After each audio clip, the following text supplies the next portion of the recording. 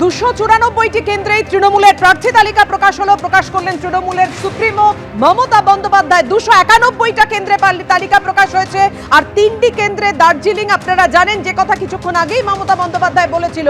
আপনাদের জানিয়ে রাখি, ভবানীপুরে, একেবারে ভবানীপুরের তৃণমূল প্রার্থী মমতা বন্দ্যোপাধ্যায়। ভবানীপুরের তৃণমূল প্রার্থী মমতা বন্দ্যোপাধ্যায়। এই মুহূর্তে আমরা রয়েছি শোভনদেব চট্টোপাধ্যায়ের সঙ্গে। তৃণমূল কংগ্রেসের সদ্য ঘোষিত প্রার্থী তালিকার মধ্যে তিনি বালিগঞ্জের জন্যে তৃণমূল মনোনীত প্রার্থী। স্বাগত আপনাকে, শুভেচ্ছা। কি বলবেন?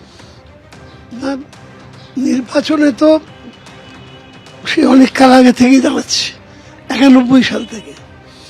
এটা নিশ্চিতভাবে আমার কাছে খুব বড় ব্যাপার যে অষ্টমবারের জন্য মমতা বন্দ্যোপাধ্যায় আমাকে মনোনীত করেছেন। আমি তার কাছে কৃতজ্ঞ, এবং মমতা বন্দ্যোপাধ্যায় যে পথের পথিক, আমরা সেই পথেরই পথিক। স্বাভাবিকভাবেই মনে করি যে তিনি যখন আমাদের উপর আস্থা রেখেছেন, আমার উপর আস্থা রেখেছেন, সেই আস্থা পূরণ করার জন্য যা যা করা দরকার আমি সব কিছু করব। তৃণমূল কংগ্রেসে প্রবীণ সেনানী, প্রবীণ কর্মী, তাদের মধ্যে অন্যতম আপনি, এবং একদম একটি সাধারণ মানুষ আপনাকে সবসময় পৌঁছতে পারে। বালিগঞ্জ আপনার কাছে নতুন কেন্দ্র, এটা কি চ্যালেঞ্জ না কেক ওয়াক? না, কোনো চ্যালেঞ্জ না। আমি তো বলছি আমার অনেকবার কেন্দ্র চেঞ্জ হয়েছে। প্রথম বারুইপুর, তারপর রাসবিহারী, তারপর ভবানীপুর, তারপর খড়দা, এখন বালিগঞ্জ। মমতা বন্দ্যোপাধ্যায় যখন মনে করেছেন, যেখানে মনে করেছেন দিয়েছেন, আমি তার সম্মান রেখেছি। 291টি কেন্দ্রে তৃণমূল প্রার্থী ঘোষণা করলো, আর 3টি আসনে অর্থাৎ দার্জিলিং এ অনিক থাপারা লড়বে জানিয়ে দিলেন তৃণমূল নেত্রী মমতা বন্দ্যোপাধ্যায়। উত্তরপাড়ায় তৃণমূল প্রার্থী কল্যাণ বন্দ্যোপাধ্যায়ের ছেলে শীর্ষান্ন বন্দ্যোপাধ্যায়। উত্তরপাড়া বিধানসভায় এবছর তৃণমূল কংগ্রেসের প্রার্থী শীর্ষান্ন বন্দ্যোপাধ্যায়। শীর্ষান্ন বন্দ্যোপাধ্যায় আইনজীবী তো বটেই, তার আরেকটি পরিচয় হলো তিনি সাংসদ কল্যাণ বন্দ্যোপাধ্যায়ের পুত্র। শীর্ষান্ন, প্রথমেই জানতে চাইব, এই ঘোষণার পরপরই তোমার কি প্রতিক্রিয়া?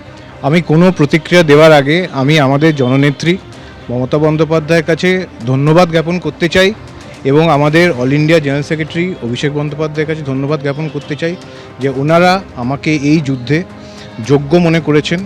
উত্তরপাড়া তথা এই বিধানসভা নির্বাচনের যে কোনো আসন থেকে যে ওনারা আমাকে যোগ্য মনে করেছেন, তার জন্য আমি ওনাদের কাছে ধন্যবাদ জানাতে চাই।